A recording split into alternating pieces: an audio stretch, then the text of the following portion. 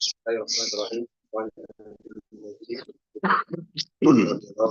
قال صلى الله عليه وسلم يقول من بلغ في سبيل الله فهو له درجة في الجنة ومن رمى بسهم في سبيل الله فهو له عيش محرر ومن شاب شيبا في الإسلام نورا وضياء رواه الإيمان.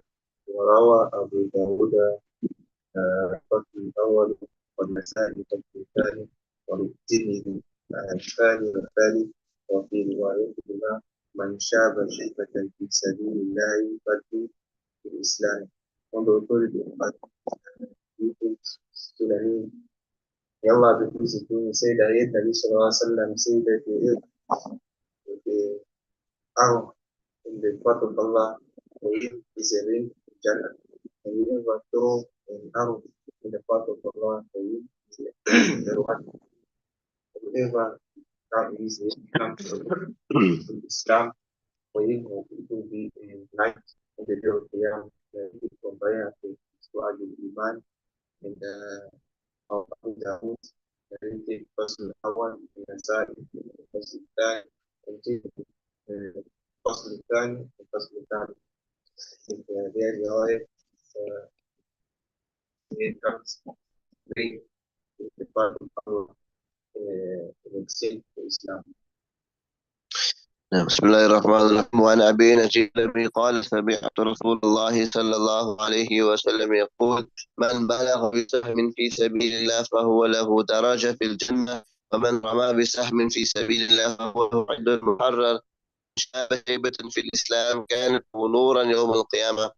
رواه البيهقي في شعب الإيمان وروى أبو داود الفضل الأول والنسائي الأول والثاني والترمذي والثاني والثالث. وفي روايتهما من شاب شيبة في سبيل الله بدل في الإسلام. Saleh رضي الله تعالى عنه narrated that he had the Nabi sallallahu alayhi wa sallam say that he who shoots an arrow and he hits the target of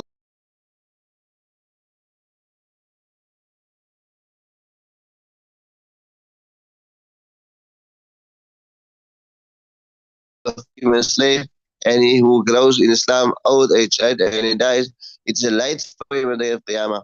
According to another version, instead of grows old in Islam, it is grows old in the path of Allah subhanahu wa ta'ala. That's also a fadl, right, by itself. And if anyone grows old having iman in Islam, right, it's a sign of old age. That's no good of him being a happy life, right? Not only but in the next world, if Allah wishes, right? What can be greater than a person spending his entire life in the in the obedience of Allah subhanahu wa ta'ala, right up to the end. If it's reported by one person by the name of Abu Yazid, he says it was a pious person, righteous person. This is one day he looked into the mirror, and when he saw couldn't see the signs of that old age in his face, then he mentioned something as ظهر الشيب ولم يظهر العيب وما أدري ما في الغيب. He mentioned that. Praise be to Allah subhanahu wa ta'ala. What old age has shown itself, and no shortcoming yet has manifested itself. In other words, he was still, fine and healthy. And وما أدري ما في الغيب. And I do not know what is there in the unseen. قال رسول الله صلى الله عليه وسلم صدق إلا في نفسه في حاكم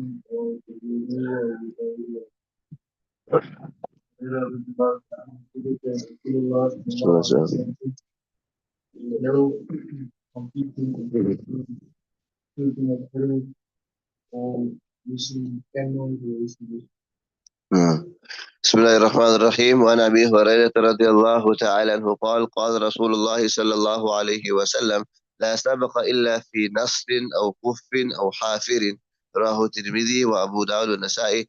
Sayyidina Abu Huraira radiallahu ta'ala who narrated that Nabi sallallahu alayhi wa sallam said its stakes are never permitted for anything but for three things. That is archery, camel racing, and also horse racing. Right? So we find the word in the hadith here which is do sabaq, right, refers to the takings from bets.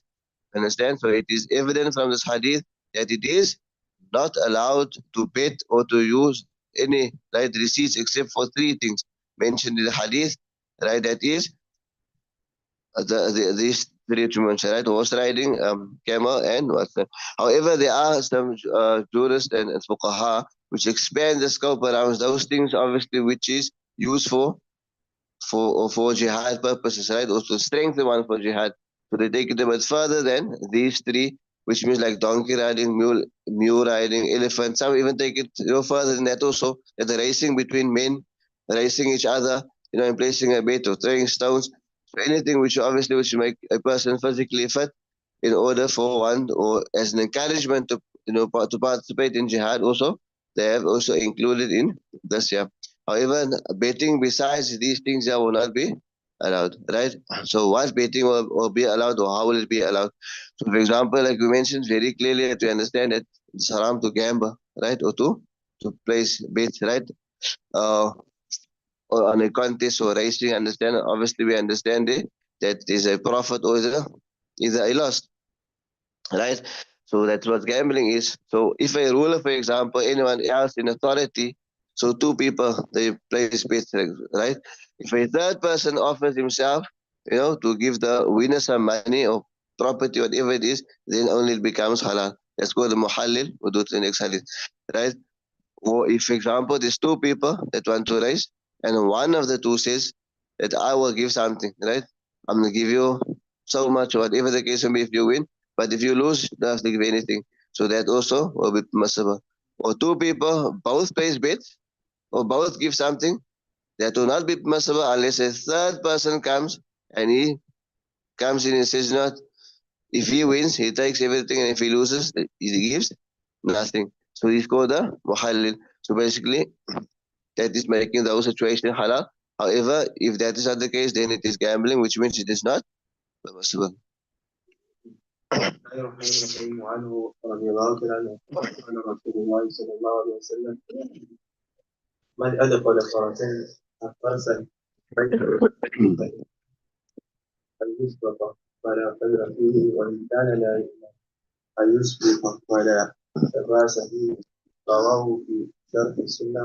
وفي رواية أبي داود قال: من أدخل فرسا بين فرسين، يعني هو لا يأمر أن يسبق وليس بكمال. ومن أدخل فرسا بين فرسين وقد أمن أن يسبق فهو في النار. That Umar Abu Hurairah, may Allah please with him, he said that Nabi Sallallahu Alaihi Wasallam said that's the horse, the king who horses, and if he's not sitting, like you will be go to the city. But if he's not sitting, there is no it's narrated in Sharh Sunnah in the riwayat of whoever enters a horse, the king who horses, if he's not sitting, that will take the something.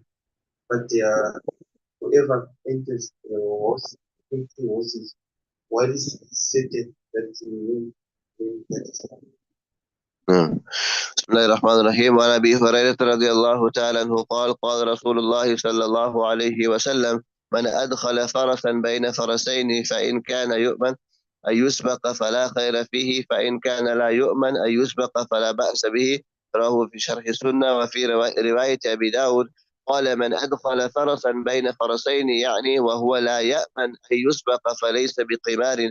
ومن ادخل فرسا بين فرسين وقد أمن أن يسبق فهو قمار.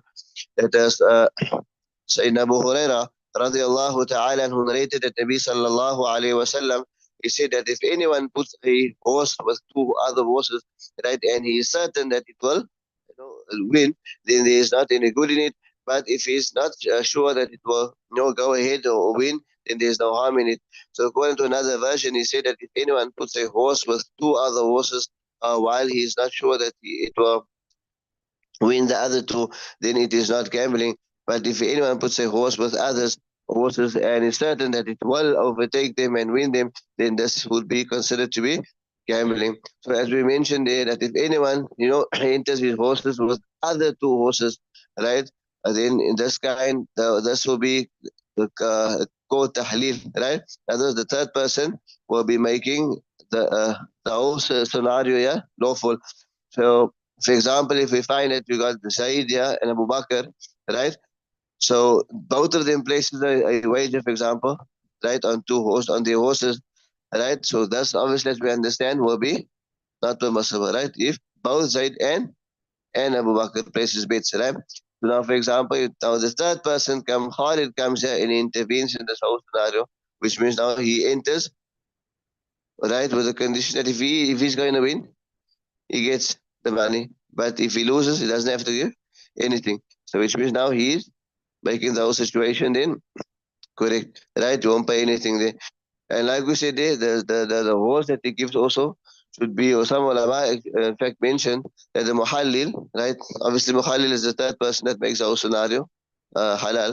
So he is also, he should enter such a horse which is as good as, or nearly as good as the other horses. If he knows obviously that these horses is going to, like outrun that two horses, like we say, there's no khairin, which means then he's not actually fixing the whole situation or making it, halal. He has to put the horse, or if it's a horse that he doesn't know whether the horse will win or lose, you understand? Then that will be fine. Uh,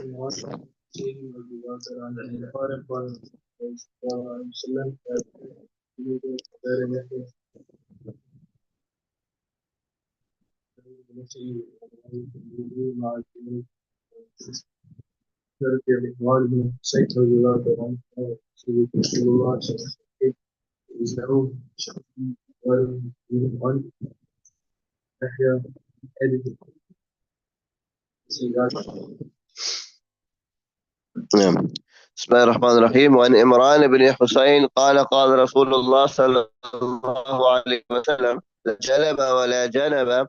زاد يحيى في حديثه رواه أبو داود والنسائي والترمذي مع زيادة في باب الغصب.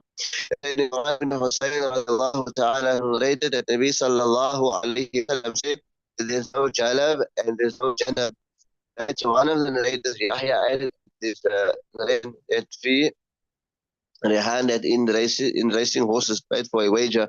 So Jalab refers to the zakah or the annual due charity, the collector, positioning himself at a distance from where the people lives, right, to bring to him their properties for valuation. So they have to go to him to bring the properties for valuation, and then that's how it's collected. Janab, on the other hand, generally also means the property holders take away their animals far away from the collector. So which means how the tax collector or the zakah collector have to go to them for valuation.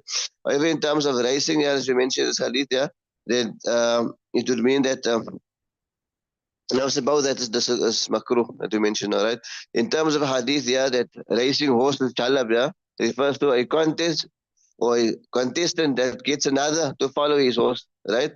And shout at the horse, to pick up speed, that to be considered to be jalab in terms of horse racing. Right? So a person, shouts at the horse or follows the horse to shout at him to pick up speed, jalab. And janab in terms of horse racing, that would mean that a person enters another horse next to his horse. So whenever his horse becomes tired, then he can just, jump on that horse like that. Right? So that's the hadith, inshallah.